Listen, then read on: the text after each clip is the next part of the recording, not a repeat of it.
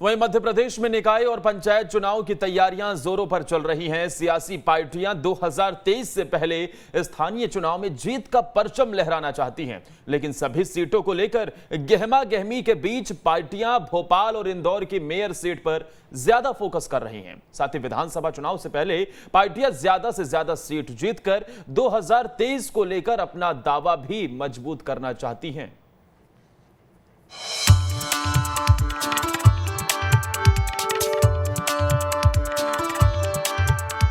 पंचायत और निकाय चुनाव को लेकर मध्य प्रदेश में सियासत काफी गर्म है। ज्यादा से ज्यादा सीटों पर जीत के लिए पार्टियां सभी तरीके आजमा रही है। कांग्रेस ने कई विधायकों को मेयर के लिए उतार रखा है, तो वहीं बीजेपी ने भी दिग्गजों पर दांव खेला है। आइए एक बार पिछले चुनावी आंकड़ों पर नजर डाल लेते हैं। 158 निकायों के मेयर, नगर पालिका और परिषद अध्यक्ष बीजेपी के थे। 75 नगर पालिका अध्यक्ष कांग्रेस के थे। बीजेपी से 2776 पार्षद बने थे। कांग्रेस से 1642 पार्षद बने थे। वैसे तो सभी सीटों पर जीत के लिए जोर आजमाइश चल रही है। फिलहाल नगर निगम की 16 सीटों में से ज्यादातर सीटों पर बीजेपी का कब्जा है, लेकिन सभी पार्टियों का भोपाल और इंदौर की मेयर सीट पर ज्यादा फोकस है। फिलहाल दोनों सीटों पर बीजेपी का कब्जा है। ऐसे में पार्टी ऐसे चेहरों पर दांव खेलना चाहती है जो सीट उसके पाले में कर सके। इन शहरों में मेयर का कद बड़ा होता है, महानगर होने से बजट ज्यादा होता है, विधायक और सांसदों से ज्यादा पावर होती है। मेयर के लिए विधायक अपना पद छोड़ने को तैयार हैं। राजधानी होने से सियासी फायदा होता है। सबसे स्वच्छ शहर होने से लाइमलाइट मिलती है।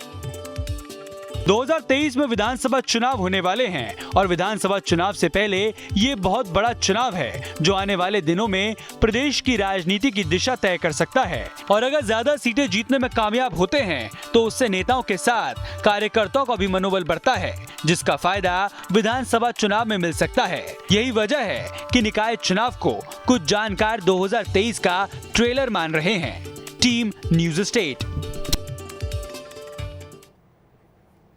वहीं मध्य प्रदेश के आयुष मंत्री रामकिशोर कावरे के विधानसभा परसवाड़ा और गृहग्राम की पंचायत बघोली ने इतिहास बना दिया है।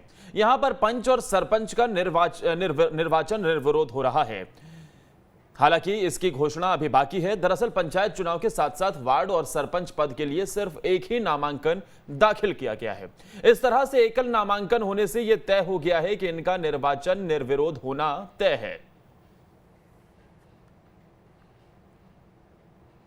बघोली ग्राम पंचायत के में तो सभी बड़े बुजुर्ग और मेरे गांव की हमारी मातृशक्ति को पहले बधाई देता हूं, शुभकामना देता हूं। उन्हीं के प्रयास के कारण, उन्हीं के लगन के कारण आज हमारा ग्राम पंचायत निर्वाचित हुआ है। तो एक खरगोन में निकाय चुनाव को लेकर अब लोगों के सवाल सामने आने लगे हैं। लोगों ने अपनी समस्याओं के समाधान ना होने के चलते पोस्टर लगा दिए हैं, जिन पर लिखा है सड़क नहीं तो वोट नहीं। वार्डवासी ने बताया कि 20 सालों से कॉलोनी में रोड निर्माण की मांग की जा रही है, लेकिन अभी तक समस्या का समाधान नहीं हुआ। साथ ही सड़क से लेकर नालियां तक सब टूटी पड़ी हैं। वार्ड क्रमांक 4 हमारी जो कॉलोनी है, अवनी ग्राम कॉलोनी, ये विगत 20 वर्षों से निर्मित है ये। और इसमें पूरी कॉलोनी वालों ने बिना किसी दल, बिना किसी संगठन या बिना किसी पार्टी के एक मत होकर के पूरे परिवारों ने एक निर्णय लिया है कि हम अवनी ग्राम कॉलोनी में, जो कि आज तक रोड का कभी निर्माण नहीं हो पाया। तो वहीं मध्य प्रदेश में पंचायत चुनाव को लेकर चुनावी दंगल शुरू हो गया है। धार में नामांकन दाखिल करने के लिए अंतिम दिन धार का कलेक्ट्रेट परिसर नेताओं से भरा रहा। पूरे दिन नेता अपने समर्थकों के साथ नामांकन फॉर्म दाखिल करने पहुंचते रहे। साथ ही प्रत्याशियों ने अपनी अपनी जीत का दावा भी किया। नामांकन के दौरान पुलिस ने सुरक्षा के पुख्ता इंतजाम किए थे।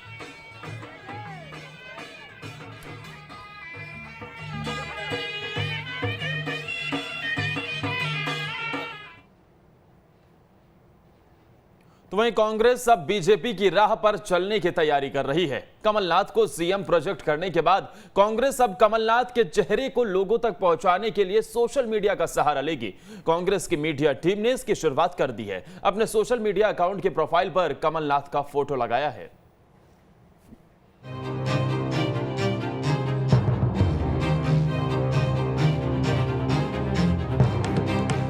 बीजेपी द्वारा चुनावों में मुख्यमंत्री शिवराज सिंह चौहान के चेहरे पर पूरा फोकस किया जाता है। कांग्रेस भी अब उसी अंदाज में भाजपा को जवाब देगी। कांग्रेस का पूरा जोर कमलनाथ के चेहरे पर ही रहेगा। कांग्रेस के पूरे प्रचार अभियान को कमलनाथ पर ही केंद्रित रखा जाएगा। 2008 से किसी भी चुनाव में कांग्रेस ने एक चेहरे पर फोकस नहीं किया था। इस बार कमलनाथ की छवि पर पूरा फोकस किया जाएगा। कमलनाथ के चेहरे को जनता के बीच विजनरी नेता के रूप में लाया जाएगा। कांग्रेस के बाकी नेता भी कमलनाथ के चेहरे को ही आगे रखकर काम करेंगे। निसंदेह माननीय कमलनाथ जी प्रदेश में कांग्रेस के सर्वसम्मत नेता हैं और उन्हीं के चेहरों पर हमें चुनाव लड़ना है। तो स्वाभाविक है कि मीडिया टीम ने अपने प्रोफाइल में डीपी में माननीय कमलनाथ जी का तस्वीर लगाई है। उनके रीट्वीट फेसबुक के माध्यम से हम अपने नेता का प्रचार प्रसार करेंगे, क्योंकि एकमात्र चेहरा हमारा सरकार बनाने के लिए माननीय कमलनाथ जी ही हैं। बीजेपी का कहना है कि कमलनाथ खोटे सिक्के हैं, जिनका फोटो लगाने से भी कांग्रेस का कुछ नहीं होने वाला। खोटे सिक्के को जितना चलाने का प्रयास कर लें वो चलता नहीं है।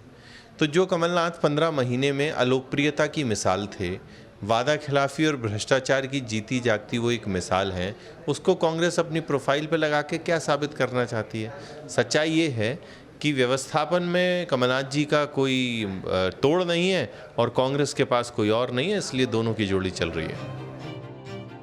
कांग्रेस 20 साल बाद प्रदेश में सीएम प्रोजेक्ट कर चुनाव लड़ रही है। कमलनाथ की ब्रांडिंग कैसे की जाए, इसे लेकर कांग्रेस में मंथन चल रहा है। इसमें एक काम उनके चेहरे को लोगों तक पहुंचाने का किया जा रहा है। अब देखने वाली बात होगी कि कांग्रेस का यह प्रयास कितना सफल होता है।